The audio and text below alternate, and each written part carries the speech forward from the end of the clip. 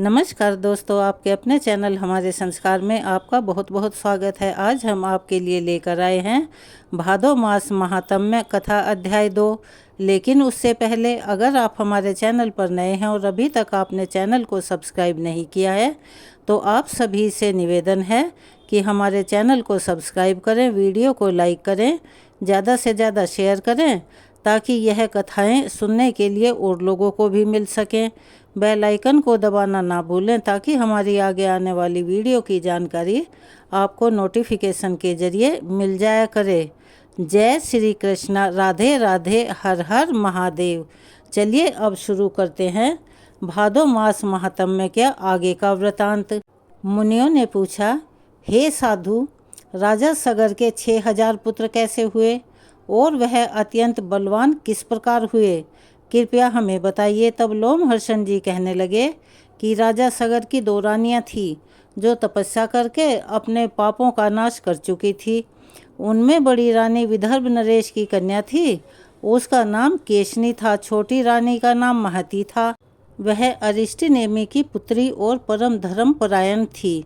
इस पृथ्वी पर उसके रूप की बराबरी करने वाली दूसरी कोई भी स्त्री नहीं थी। महर्षि और ने उन दोनों को इस प्रकार से वरदान दिया कि एक रानी के 6000 पुत्र प्राप्त करेगी और दूसरी को केवल एक ही पुत्र प्राप्त होगा, किंतु वही वंश चलाने वाला होगा। इन दोनों वरदान में से जिसकी जिसे इच्छा हो वही उस वरदान को चुन ले। तब उनमें से एक ने 6000 पुत्रों का वरदान ग्रहण कर लिया और दूसरी ने वंश चलाने वाले एक ही पुत्र को प्राप्त करना चाहा। तब मुनि ने तथास्तु कहकर उन दोनों को वरदान दे दिए। फिर एक रानी के राजा पंचजन हुए और दूसरी ने बीज से भरी हुई एक तुम्बी प्राप्त की जिसके भीतर तिल के बराबर 6000 गर्भ थे। समय के अनुसार वे सभी सुखपूर्वक बढ़ने लगे। राजा ने उन सभी गर्भ को घी से भरे हुए घड़ों में रखवा दिया और उनका पोषण करने के लिए, उन्हें पालने के लिए हर घड़े के पीछे एक दाई मां नियुक्त कर दी। इसके बाद क्रमशः 10 महीनों में राजा सगर की प्रसन्नता को बढ़ाने वाले वे सभी कुमार उठ खड़े हुए। पंचजन ही राजा बनाए गए। पंचजन के पुत्र अंशुमान हुए जो बड़े पराक्रमी थे। उनके पुत्र दिलीप हुए जो खटवांग के नाम से भी प्रसिद्ध हैं, जिन्होंने स्वर्ग से यहाँ आकर 2 घड़ी के ही जीवन में अपनी बुद्धि और सत्य के प्रभाव से परमार्थ साधन के द्वारा तीनों लोक जीत लिए।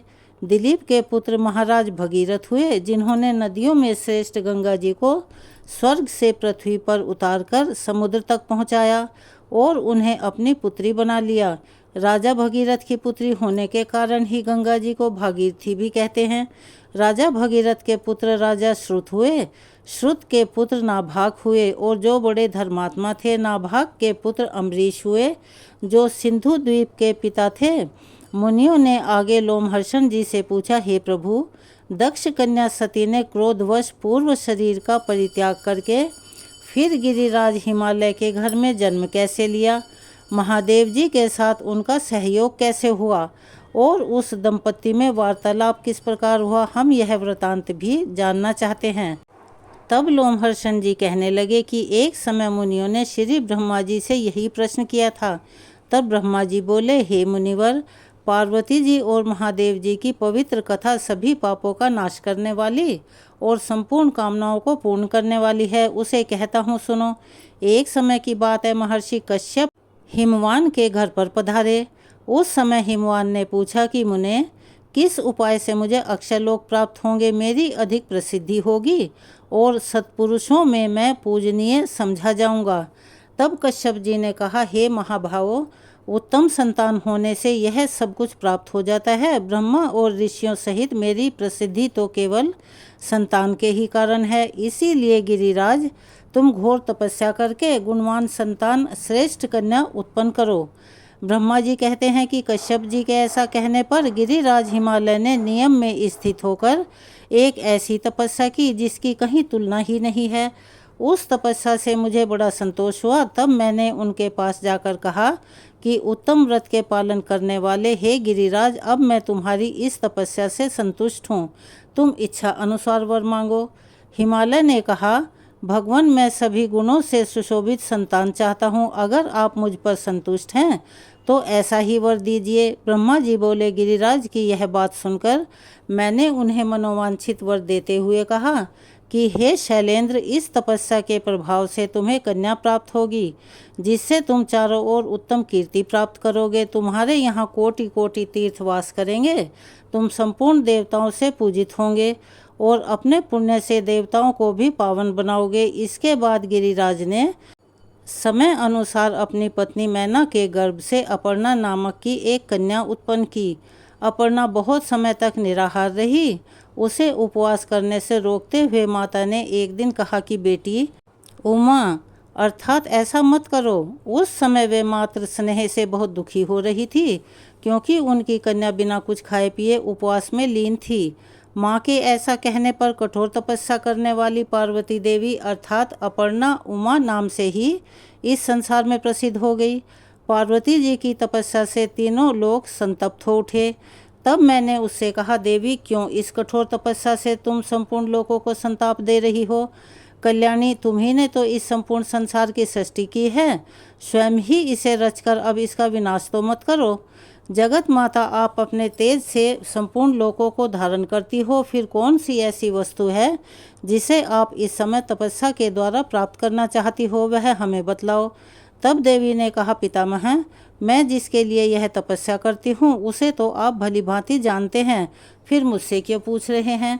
तब मैंने पार्वती से कहा, शुभे, तुम जिनके लिए तप करती हो वह स्वयं ही तुम्हारा वरण करेंगे। भगवान शंकर ही सर्वश्रेष्ठ पति हैं। वे संपूर्ण लोकेश्वर के भी ईश्वर हैं। हम सदा ही उनके अधीन रहने वाले किंकर हैं। देवी, वे देवताओं के भी देवता परमेश्वर और स्वयंभू हैं। उनका स्वरूप बहुत ही उदार है और उनकी बराबरी करने वाला कहीं कोई भी नहीं है। इसके बाद हे मुनिवर, देवताओं ने आकर परम सुंदरी पार्वती जी से कहा, हे देवी, भगवान शंकर थोड़े ही दिनों में आपके स्वामी होंगे। अब इसके लिए आप तपस्या मत कीजिए। ऐसा कहकर देवताओं ने गिरि राजकुमारी की परिक्रमा की और वे वहां से अंतर्ध्यान हो गए। पार्वती जी भी तपस्या से निवृत्त हो गई, अर्थात उनकी तपस्या अब पूर्ण हो गई, किंतु वे अपने आश्रम में ही रहने लगी, अपने महल में वापस नहीं गई। एक दिन जब वे अपने आश्रम में उगे हुए अशोक वृक्ष का सहारा लेकर खड़ी थी कि देवताओं की पीड़ा को दूर करने वाले भगवान शंकर वहां पधारे। किस रूप में पधारे, अब यह भी आप सभी जानिए। उनके ललाट में चंद्राकार तिलक लगा हुआ था और वे अपने पूर्ण रूप से नहीं बल्कि बाह के बराबर, जितना हमारा एक हाथ होता है उसके बराबर नाटा और बड़ा ही विकृत रूप धारण करके आए। उनकी नाक कटी हुई थी, कुबड़ निकला हुआ था और केशों का अंतिम भाग भी पीला पड़ गया था। उनका मुख बिल्कुल बिगड़ा हुआ लग रहा था, बड़ा विभत्स लग रहा था और उन्होंने अपने इसी रूप में आकर देवी पार्वती से कहा, देवी, मैं तुम्हारा वरण करता हूँ, अर्थात मैं तुम्हें अपनी पत्नी बनाना चाहता हूँ। उमा योगी सिद्ध हो गई थी। आंतरिक भाव की शुद्धि से उनका मन एकदम पवित्र शुद्ध हो गया था। वे समझ गई थी कि साक्षात भगवान शंकर ही यहाँ पधारे हैं। तब उनकी कृपा प्राप्त करने की इच्छा से पार्वती जी ने अर्घ्य, पाद्य और मधुपर्क के द्वारा उनका पूजन करके कहा, भगवान, मैं स्वतंत्र नहीं हूँ, घर में मेरे पिता मालिक हैं, वे ही मुझे देने में समर्थ हैं, मैं तो उनकी हूँ। यह सुनकर देवादिदेव भगवान शंकर ने उस विकृत रूप में ही गिरिराज हिमालय के पास जाकर कहा, शैलेंद्र, मुझे अपनी कन्या दे दीजिए। उस विकृत वेश में अविनाशी रुद्र को ही आया जान गिरिराज को श्राप से भय हुआ। उन्होंने उदास होकर कहा, हे भगवान, ब्राह्मण इस पृथ्वी के देवता हैं, मैं उनका अनादर नहीं करता, किंतु मेरे मन में पहले से जो कामना है उसे भी सुन लीजिए। मेरी इच्छा है कि मेरी पुत्री का स्वयंवर हो, उसमें वह जिसको अपना पति चुनना चाहेगी वही उसका पति होगा। हिमालय की यह बात सुनकर भगवान शंकर ने देवी के पास आकर कहा कि देवी, तुम्हारे पिता ने स्वयंवर होने की बात कही है, उसमें तुम जिनका वर्णन करोगी वही तुम्हारा पति होगा। उस समय तुम किसी रूपवान को छोड़कर मुझ जैसे अयोगी का वरण क्यों करोगी? क्योंकि भगवान शिव वहाँ पर विकृत रूप में देवी पार्वती की और उनके पिता की परीक्षा ले रहे थे। उनके ऐसा कहने पर पार्वती जी ने उनकी बातों पर विचार करते हुए कहा, महाभाग्य, आपको अन्यथा विचार नहीं करना चाहिए, मैं तो आपका ही वरण करूंगी। इसमें कोई भी अनोखी बात नहीं है, या फिर अगर आपको मुझ पर संदेह है तो मैं यहीं आपका वरण कर लेती हूँ। ऐसा कहकर पार्वती जी ने अपने हाथों से अशोक का गुच्छा लेकर भगवान शंकर के कंधे पर रखा और कहा, देव, मैंने आपका वरण कर लिया। भगवती पार्वती के इस प्रकार वरण करने पर भगवान शंकर ने उस अशोक वृक्ष को अपनी वाणी से सजीव करते हुए कहा, हे अशोक, तुम्हारे परम पवित्र गुच्छे से मेरा वरण हुआ है, इसीलिए तुम जरा अवस्था से रहित और अमर रहोगे।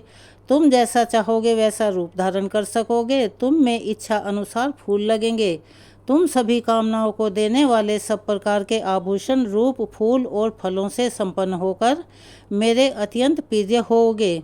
तुम में सब प्रकार की सुगंध होगी और तुम देवताओं के भी अधिक प्रिय बने रहोगे। ऐसा कहकर जगत की सृष्टि और संपूर्ण भूतों का पालन करने वाले भगवान शंकर हिमालय कुमारी उमा से विदा लेकर वहीं अंतर्ध्यान हो गए। उनके चले जाने पर पार्वती जी भी उन्हीं की ओर मन लगाए एक शिला पर अर्थात पत्थर पर बैठ गई। उसी समय देवादिदेव स्वयं लीला करने के लिए ब्राह्मण बालक का रूप धरकर फिर से निकटवर्ती सरोवर में प्रकट हुए। उस समय उन्हें एक ग्रह ने पकड़ रखा था। वे बोले, हाय, ग्रह के पकड़े जाने के कारण मैं अचेत हो रहा हूँ, कोई हो तो मुझे आकर बचाए। पीड़ित ब्राह्मण बालक की यह करुण पुकार सुनकर कल्याणमयी देवी पार्वती अचानक उठ खड़ी हुई और दौड़ती हुई उसी स्थान पर गई जहाँ पर वह ब्राह्मण बालक खड़ा हुआ था। वहाँ पहुंचकर चंद्रमुखी देवी ने देखा कि एक बहुत सुंदर बालक मगरमच्छ के मुंह में पड़ा हुआ थरथर कांप रहा है और वह बड़ा करुण विलाप कर रहा था। मगरमच्छ के मुंह में पड़े हुए उस बालक को देखकर देवी उमा दुख से आतुर हो गई और बोली, हे ग्रहराज, यह अपने पिता माता का एक ही बालक है, इसे शीघ्र छोड़ दो। वह ग्रह अर्थात मगरमच्छ कहने लगा, देवी, छठे दिन पर जो सबसे पहले मेरे पास आ जाता है उसी को विधाता ने मेरा आहार निश्चित किया हुआ है। महाभागे, यह बालक आज छठे दिन ब्रह्मा जी से प्रेरित होकर ही मेरे पास आया है, इसीलिए मैं तो इसे किसी प्रकार नहीं छोड़ूंगा। तब देवी पार्वती बोली, हे ग्रहराज, मैंने हिमालय के शिखर पर जो उत्तम तपस्या की है उसका पुण्य लेकर इस बालक को छोड़ दो। मैं तुम्हें नमस्कार करती हूँ। ग्रह ने कहा, देवी, आपने थोड़ी या उत्तम जो भी कुछ तपस्या की है वह सब मुझे दे दो, तो मैं इस बालक को तुरंत ही मुक्त कर दूंगा। देवी बोली, हे महाग्रह, मैंने जन्म से लेकर अब तक जो भी पुण्य किए हैं वो सब के सब तुम्हें समर्पित हैं। अब इस बालक को छोड़ दो। देवी के ऐसा कहते ही उनकी तपस्या से विभूषित वह ग्रह दोपहर के सूर्य की तरह तेज से प्रज्वलित हो गया। उस समय उसकी ओर देखना कठिन हो रहा था। ग्रह ने संतुष्ट होकर विश्व को धारण करने वाली देवी से कहा, महाव्रते, तुमने यह क्या किया? भली भांति सोचकर तो देखो तो। तपस्या का उपार्जन बड़े कष्ट से होता है। तुमने इतनी कठिन तपस्या करके जो पुण्य प्राप्त किया था उसका परित्याग करना बिल्कुल भी अच्छा नहीं माना है।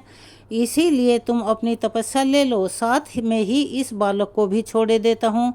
देवी ने कहा, हे ग्रह, मुझे अपना शरीर देकर भी यत्नपूर्वक ब्राह्मण की रक्षा करनी चाहिए। तपस्या तो मैं फिर भी कर सकती हूँ, किंतु यह ब्राह्मण पुनः नहीं मिल सकता। महाग्रह, मैंने भली भांति सोचकर ही तपस्या के द्वारा इस बालक को छुड़ाया है। तपस्या ब्राह्मणों से श्रेष्ठ कभी नहीं हो सकती। मैं ब्राह्मणों को ही श्रेष्ठ मानती हूँ। हे ग्रहराज, मैं तपस्या देकर फिर नहीं लूँगी। कोई मनुष्य भी अपनी दी हुई वस्तु को वापस नहीं लेता, इसीलिए ये तपस्या तुम में ही सुशोभित हो। अब इस बालक को छोड़ दो। पार्वती जी के ऐसा कहने पर हे मुनिवर, सूर्य के समान प्रकाशित होने वाले ग्रह ने उनकी प्रशंसा की और उस बालक को छोड़ दिया। फिर देवी को नमस्कार करके वह वहीं अंतर्ध्यान हो गया। अपनी तपस्या की हानि समझकर पार्वती जी ने पुनः नियम पूर्वक तप का आरंभ कर दिया। उन्हें फिर से इतनी कठिन तपस्या करने के लिए उत्सुक देखकर भगवान शंकर ने तुरंत ही वहाँ प्रकट होकर कहा, देवी, अब तपस्या मत करो। आपने अपना ताप मुझे ही समर्पित किया है, इसीलिए वही सहस्त्र गुना होकर आपके लिए अक्षय हो जाए। इस प्रकार तपस्या के अक्षय होने का उत्तम वरदान पाकर देवी उमा को बड़ी प्रसन्नता हुई। वे स्वयंवर की प्रतीक्षा करने लगी। श्री ब्रह्मा जी कहते हैं, इसके बाद समय के अनुसार हिमालय के विशाल पृष्ठ भाग पर पार्वती जी का स्वयंवर रचाया गया। उस समय वह स्थान सैकड़ों विमानों से घिर रहा था। गिरिराज हिमवान किसी बात को सोचने विचारने में बड़े निपुण थे। पुत्री ने देवादिदेव महादेव जी के साथ जो मंत्रणा की थी वह उन्हें पता चल गई थी। इसीलिए उन्होंने सोचा कि अगर मेरी कन्या संपूर्ण लोकों में निवास करने वाले देवता, दानव तथा सिद्धों के समक्ष महादेव जी का वरण करें तो वही वांछनीय पुण्य होगा, उसी में मेरा भी अभ्युदय होगा। ऐसा विचार कर शैलराज ने मन ही मन महेश्वर का स्मरण करके रत्नों से मंडित प्रदेश में स्वयंवर रचाया। गिरिराज कुमारी के स्वयंवर की घोषणा होते ही संपूर्ण लोकों में निवास करने वाले देवता आदि सुंदर वेशभूषा धारण करके वहां पधारने लगे। हिमवान की सूचना पाकर हे मुनिवर, मैं भी वहां देवताओं के साथ उपस्थित हुआ। मेरे साथ सिद्ध और योगी भी थे। इंद्र, विवस्वान, भग, वायु, अग्नि, कुबेर, चंद्रमा, दोनों अश्विनी कुमार तथा अन्य अन्य देवता, गंधर्व, यक्ष, नाग और किन्नर भी मनोहर वेश बनाकर वहां आए। सचीपति इंद्र उस समाज में सबसे अधिक सुंदर लग रहे थे। वे प्रतिहक आज्ञा, बल और ऐश्वर्य के कारण हर्षमग्न होकर स्वयंवर की शोभा बढ़ा रहे थे।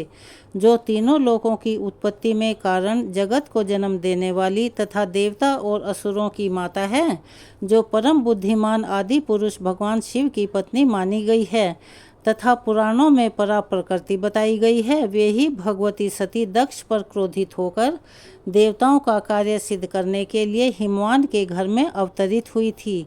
वे जिस विमान पर बैठी थी उसमें सोने और रत्न जड़े हुए थे। उनके दोनों ओर चांवर डुलाए जा रहे थे। वे सभी ऋतुओं में खिलने वाले सुगंधित पुष्पों की माला हाथ में लिए स्वयंवर सभा में जाने को तत्पर हुई। इंद्र आदि देवताओं से स्वयंवर मंडप भरा हुआ था। भगवती उमा माला हाथ में लेकर लिए देव समाज में खड़ी हुई थी। इसी समय देवी की परीक्षा लेने के लिए एक बार फिर से भगवान शंकर 5 शिखा वाले शिशु बनकर अचानक उनकी गोद में आकर सो गए। देवी ने उस पंचशिखी बालक को देखा और ध्यान के द्वारा उनके स्वरूप को जानकर बड़े प्रेम के साथ उन्हें अपनी गोद में भर लिया। पार्वती जी का संकल्प शुद्ध था, वे अपना मनोवांछित पति पा गई। इसीलिए भगवान शंकर को हृदय में रखकर स्वयंवर से लौट पड़ी। देवी के अंक में सोए हुए उस शिशु को देखकर देवतागण आपस में सलाह करने लगे कि यह कौन है।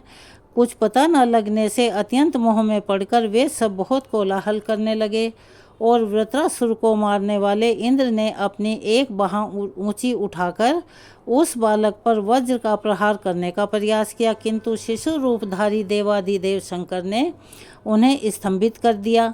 अब ना तो वे वज्र चला सके और ना हिलडुल सकें।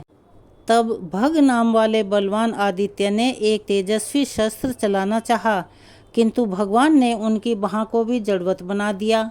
साथ ही उनका बल, तेज और योग शक्ति भी व्यर्थ हो गई। उस समय हे मुनिवर, मैंने परमेश्वर शिव को पहचान लिया और शीघ्र उठकर उनके चरणों में आदरपूर्वक अपना मस्तक झुकाया। इसके बाद मैंने उनकी स्तुति करते हुए कहा, भगवान आप अजन्मा और अजर देवता हैं। आप ही जगत के सृष्टा, सर्वव्यापक, प्रकृति पुरुष तथा ध्यान करने योग्य अविनाशी हैं। अमृत परमात्मा ईश्वर महान कारण मेरे भी उत्पादक, प्रकृति के सृष्टा, सबके रचयिता और प्रकृति से भी परे हैं। यह देवी पार्वती भी प्रकृति रूपा है, जो सदा ही आपके सृष्टि कार्य में सहायक होती है। महादेव, देवी पार्वती के साथ आपको नमस्कार है। हे देवेश्वर, आपकी ही कृपा और आदेश से मैंने इन देवता आदि प्रजा की सृष्टि की है। यह देवगण आपकी योग माया से मोहित हो रहे हैं।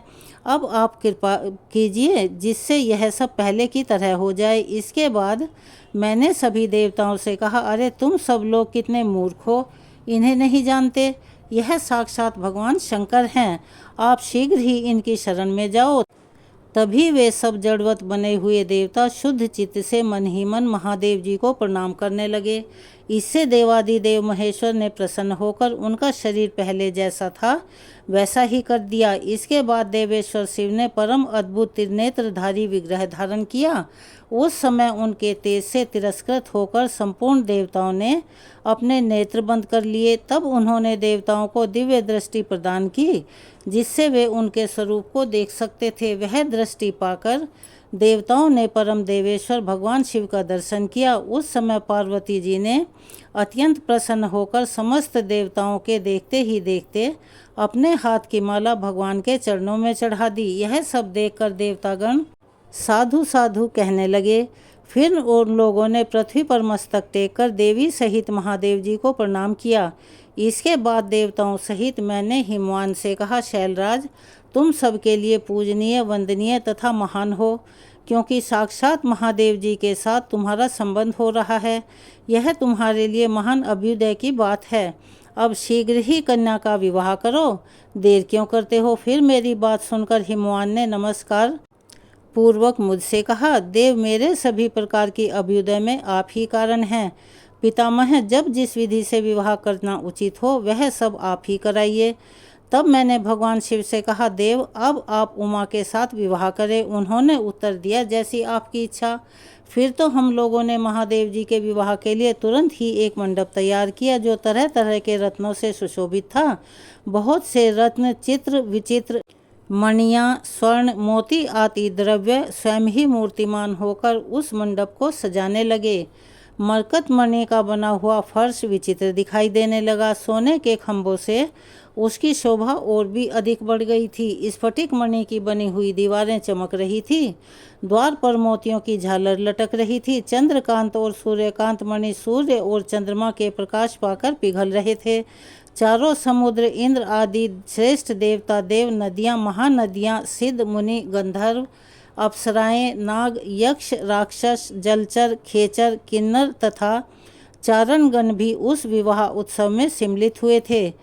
तुमरु, नारद, हाहा और हुहु आदि साम गान करने वाले गंधर्व मनोहर बाजे लेकर उस विशाल मंडप में आए हुए थे। ऋषिगण कथाएं कहते, तपस्वी वेद पढ़ते और मन ही मन प्रसन्न होकर वे पवित्र वैवाहिक मंत्रों का जप कर रहे थे। संपूर्ण जगन माताएं और देव कन्याएं हर्षमगन होकर मंगल गान कर रही थी। भगवान शंकर का विवाह हो रहा था। यह जानकर तरह तरह की सुगंध और सुख का विस्तार करने वाली 6 ऋतुएं वहां साकार होकर उपस्थित हो गई। इस प्रकार जब संपूर्ण भूत वहां एकत्रित हुए और नाना प्रकार के बाजे बजने लगे, उस समय मैं पार्वती जी को योग्य वस्त्र आभूषणों से विभूषित कराकर स्वयं ही मंडप में ले आया। और फिर मैंने भगवान शंकर से कहा, देव, मैं आपका आचार्य बनकर अग्नि में हवन करूंगा। अगर आप मुझे आज्ञा दे तो विधि पूर्वक इस कार्य का अनुष्ठान आरंभ हो सके। तब देवादिदेव शंकर जी ने मुझसे इस प्रकार कहा, हे ब्राह्मण, जो भी शास्त्रोक्त विधान हो उसे इच्छा अनुसार कीजिए। मैं आपकी प्रत्येक आज्ञा का पालन करूंगा। यह सुनकर मेरे मन में बड़ी प्रसन्नता हुई। मैंने भी तुरंत ही हाथ में कुश लेकर महादेव जी तथा पार्वती देवी के हाथों को योग बंद से युक्त कर दिया। उस समय वहां अग्निदेव स्वयं ही हाथ जोड़कर उपस्थित हो गए। श्रुतियों के गीत और महामंत्र भी मूर्तिमान होकर आ गए थे। मैंने शास्त्रीय विधि से अमृत स्वरूप घी का होम किया और उस दिव्य दंपति के द्वारा अग्नि की परिक्रमा करवाई। इसके बाद उनके हाथों में योग बंद से मुक्त किया। इस प्रकार क्रमशः वैवाहिक विधि पूर्ण की गई। इस कार्य में सभी देवताओं, मेरे मानस पुत्रों तथा सिद्धों का भी सहयोग था। विवाह समाप्त होने पर मैंने भगवान शंकर को प्रणाम किया। योग शक्ति से ही पार्वती जी और परमेश्वर का उत्तम विवाह संपन्न हुआ।